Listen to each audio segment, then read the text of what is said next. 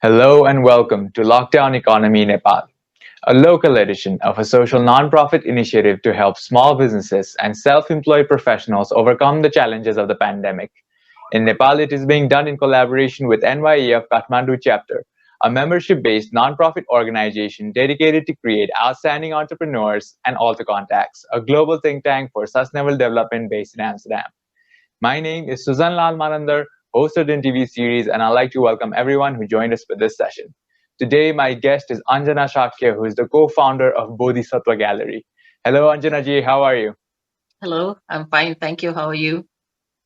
I'm well, and welcome to the interview series. Today, we're going to talk about Bodhisattva Great. Gallery. You've been promoting our art both nationally and internationally, and we will talk about what your organization went through during the lockdown in a while. But let's get started with the introduction of your company. Anjana ji, please tell us about Bodhisattva Gallery. Um, a long time back, in 1988, my husband really felt that at that time it was really the whole Newar Art was going downhill, and so he really felt that it should he should really work on trying to make the best, because Nepal has the best art, and you can find like anywhere in the world, and if any of the museums, you will always find statues from Nepal, paubhas from Nepal. There's always the art, especially in Patan, um, is really vibrant, really thriving. But at that time, it was really downhill, and my husband really felt that we should really work to excel what we have, and especially working with the young people, so that we could continue our heritage, our skill, our craft, our art. So that's how it started in 1988, and he was about, actually we were both about 25, 26 at that time. So the whole point was like, really, how can we um, keep the art going, keep the art thrive, keep it live, keep it vibrant, and how we can really excel in this. That's how we started this whole business. Um, and for us, it's not just only business, it's about our passion to really work with the art and artists, and to really not only to make it visible. A lot of people don't even realize what we have is something so beautiful, something so exquisite, that a lot of people in the world don't have it. And I think we really wanted them to uh, really continue it with younger generation, because if we don't have future generation working it, then it's dead and gone. So that's how we started. And at that time, my husband and also I would like, I wouldn't do it as much as him, but we would go and visit the artist. He would go every day, and I would go like once a week during the weekend, to really encourage them, to really supervise them, to really guide them, so that it excels, it becomes a perfect piece. The statues becomes a perfect piece. So that's how we started. And also we wanted the artists to have dignity, wanted them to be visible, wanted them to have much bigger social interaction, because at that time they were very, very invisible. They were not paid well, they were not respected. So that whole thing we wanted to transform, so that we felt only when there is when the art is and artists are, um, they have their human rights ensured, they have they have dignity, they have they're respected, and they earn well, only then it'll thrive. Otherwise it'll be gone. So that's how we started. And I would say, I would give a lot of credit to my husband, who have really done, I mean, basically dedicated his life to really promote and create this, expand this whole Newar Art in Kathmandu, or specifically in Patan. Exactly, and it's a very important work that you do, and that is preserving traditional Newari art and promoting it all over the world. Anjana ji, who are your major clients? I mean, because it's very expensive, because it's one of its kind, is masterpieces.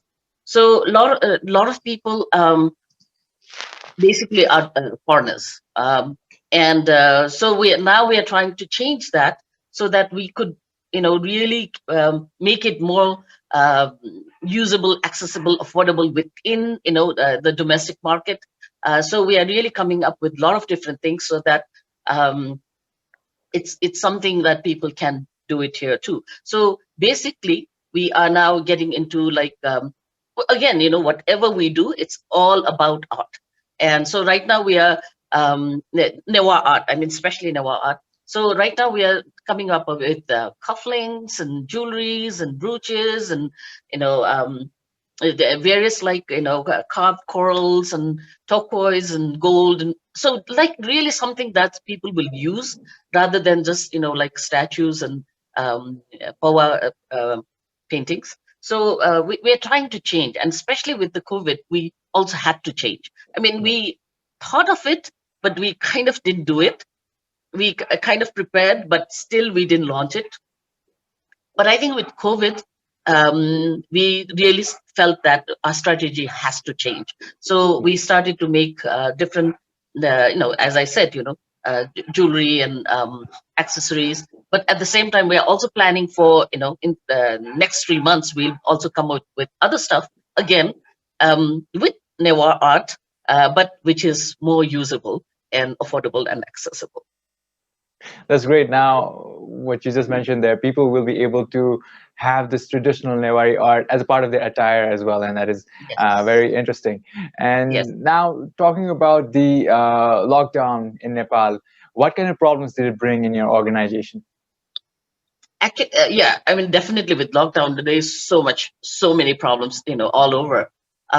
For us, I think, as I said, it's really focused on tourist industry, and with lockdown, everything just shut off. I mean, the world got shut off, not only Nepal. So, with the travel and tourist industry really shut off, basically we closed down. I mean, even if you look at now with the tourist industry, if you look at Patan, the stores are still closed. So we used to work with more than 100 people. We work in a very different format than a lot of people because of our vision, the way we started this business, and also passion. I wouldn't say only business, passion. Um, we we work with people who we work with artists in their own space, in their own time, as in ancient times, so that they could really excel in what they are doing, giving them that space, time, and money basically. We really worked in that way, and I think you will never find the pieces we have. um, Nobody will have it because of the way we work. So I think that everything got really with COVID, it really made everything difficult because you cannot visit people's houses. They cannot come to us. I mean, there's no business. So I think COVID had such a big impact on especially the tourist and art industry in Katmandú Valley. Yes, and my next question is about the strategies, and you've already pretty much given me some insights on that earlier on. But what strategies did you adopt during the lockdown to solve these problems? As I said, we kind of, because the art we deal with is so expensive. I mean, it just takes so long. Each piece takes anywhere from 1 year to 5 years to make the statues or even the painting, the poas. It really takes a long time. So we were thinking, like, how can we make it something that's more because it takes so much time. Of course it's going to be expensive. Of course it's because we work with the top notch artists, it's going to be expensive. So we were thinking, like, how can we make a difference, how can we make it more um, accessible to to most people. So we thought, and also because of my own experience, I would say, I think when I was in US as a student, I used to sell silver jewelries and other handicrafts made by women. So I think that was always somewhere in my mind. I enjoyed doing it too, and especially I felt it was good because it's like your art being sold in international market and people, really appreciating it. I really enjoyed doing it. So I think even before the lockdown, we made a whole set of designs, uh, earring designs, but we kind of didn't launch it. uh, I mean, this whole thing also started with my husband and my son, who are totally fan of Newar Art jewelry for men. And actually, they started it a couple of years back when people started to appreciate what they were wearing. So all people really asked for them to make for friends and family. So they started it, but being men, I don't think they buy so many jewelry. So it was going very slow. So I was like, why don't you guys do this in women's jewelry? And they were like, yes, kind of thing. So we actually, by the end of last year, the 2019, we already had a whole set, but we are not doing anything about it. So I think what lockdown did was like, okay, now we have to really go on. I think also doing it, in social media, I think also was another way of really changing our strategies. And so I said, okay, let's just start, photographing it, find models to really to display, use it so that people can understand what it looks like. So that's how we really started to change our business during COVID. And we I would say we really got good feedback. People are really interested. We also found that just putting photographs doesn't help, but if it is worn by people, then you can really also understand the depth, the size, whatever, and also how it looks like when it's worn. So I think definitely made a huge difference. And I think we are going to, in 3 months, we are going to come up with others too. So stay tuned with us. We would be, posting it in our Facebook page. Definitely, we'll be looking forward to all those designs. And now let's talk about your clients and your competitors. The lockdown in Nepal, of course, it was a very passive time. A lot of services were restricted. So did you try to find out what your clients and your competitors were doing during the lockdown? With the clients, I think, what we have, I think one of the biggest problem we faced is, I think people kind of wait for our exhibitions. We usually do like biennial exhibitions in Hyatt.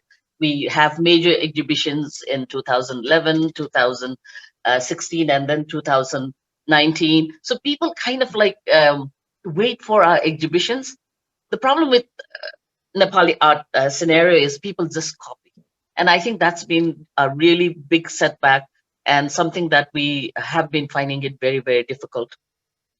So I think, I forgot the question you said. Can you repeat the question? What were your clients and your competitors doing during the lockdown? So that was also really a difficult issue to deal with, because what we make is super masterpieces and people just copy it. It's really difficult, whether it's painting, whether it's statues, people just uh, copy it. We are like the lead, and everyone kind of I mean, it's not just following, it's copying, which is really difficult. And so because of COVID, we couldn't have any exhibitions. So I think in terms of competitors, I think the quality we have, I think a lot of there are no competitors. But I think in terms of clients, I think we really needed to look change in the COVID scenario, because a lot of people who are, I mean, worldwide, I think there is a lot of people are facing financial problems, apart from traveling, whatever. I mean, once they have financial problem, of course they cannot travel either. So I think our clients also had a really difficult time in approaching us, or we couldn't ship anything. So so I think that's why we had to change also our clientele, especially during this period. All right. So now the lockdown has been eased in Nepal. We went through 2 lockdowns and we've been pretty much open since September. So how is your business performing now? I mean, it doesn't matter whether it's open or not, because I mean, it has to have flow, flow of people coming to Nepal, which has not happened. Um, so I think it doesn't matter whether it's like lockdown or not no lockdown, because as long as I think there is like various forms of strains of COVID, I think people will have very hard time to travel unless they have like vaccines and they can, they can be confident that traveling is fine. So even one of my clients, he is in Bangkok, but he cannot go to Singapore. So that has made it difficult for him to, um, you know, uh, order anything from us. So I think this whole thing is going to still go on. That's the problem. I mean, although government has lifted the lockdown, or it's open, but really it's not, because I think there's so much infection going on, so many people dying. Maybe it has decreased a little bit, but still it's quite risky. So I don't think it's going to make a difference, at least in near future. All right, and throughout this interview, I have picked up that you're really excited about Bodhisattva Gallery's future. You've talked about what's to come in the next 3 months. So, Anjana ji, could you please elaborate what is about to come in Bodhisattva Gallery in the next 3 months? I think we are going to bring out, gifts so that people can really, they don't have to think about the price as much. We are going to also bring bring out T-shirts. As I said again, it's about art, art. So it's not about T-shirts; it's about really art. Actually, we tried to do this earlier too, but there was nobody who could print our quality. We were not happy with it, so we couldn't print it. Actually, even with our 2016 exhibition, we were also trying to bring different things like mugs and T-shirts and other accessories, but we couldn't do it because there was nobody who can print the way we want. So I think in the next few months we are going to come up with T-shirts. We are going to come up with some other gift items. I mean, not only gift. I mean, something they can use every day and also appreciate art, Newar Art. That's great. Again, I'm looking forward to it. And Anjana ji, this is my final question to you. What are the 3 things in your business that you need help with? We are so focused in the quality of art. We really have. I mean, from the time I started to now, we have really excelled in the quality of art we have been working.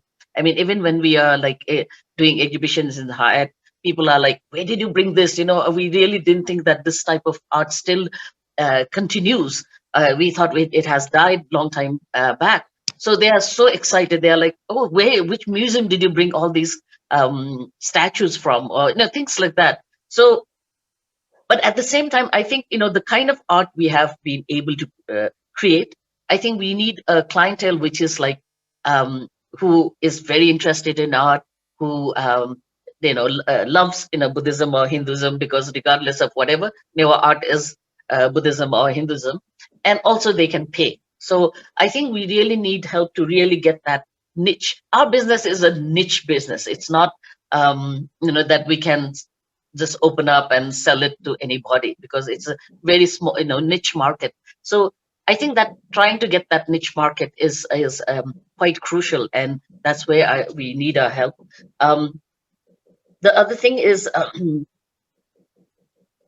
we have been really had difficult time because people are just copying. I mean, we spend like 5 years, 6 years, 7 years to really produce different designs and different to make it really excellent, but people just copy it.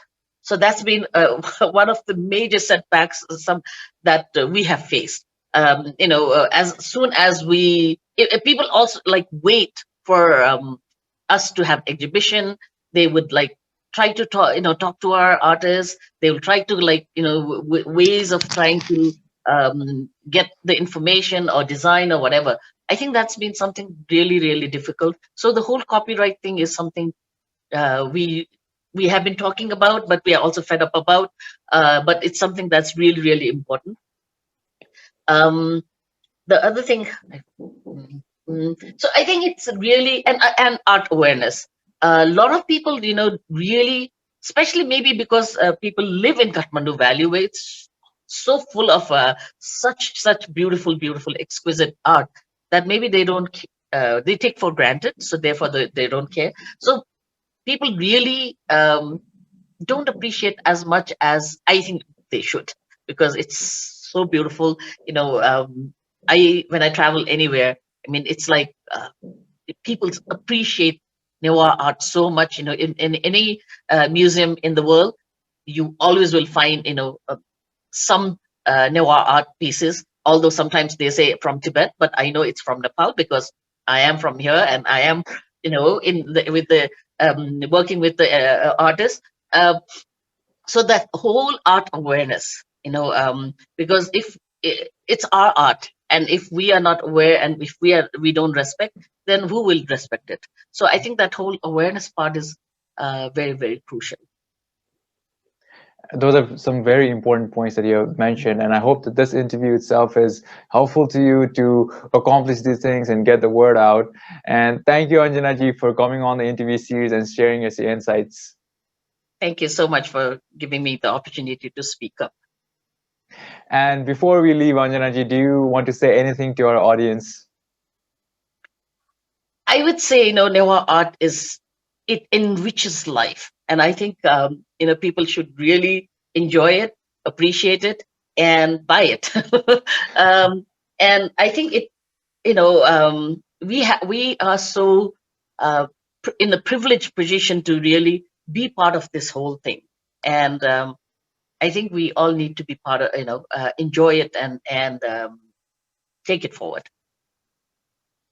Thank you, Anjana ji. And again, I'm very excited to see what Bodhisattva Gallery comes up with in the next few months.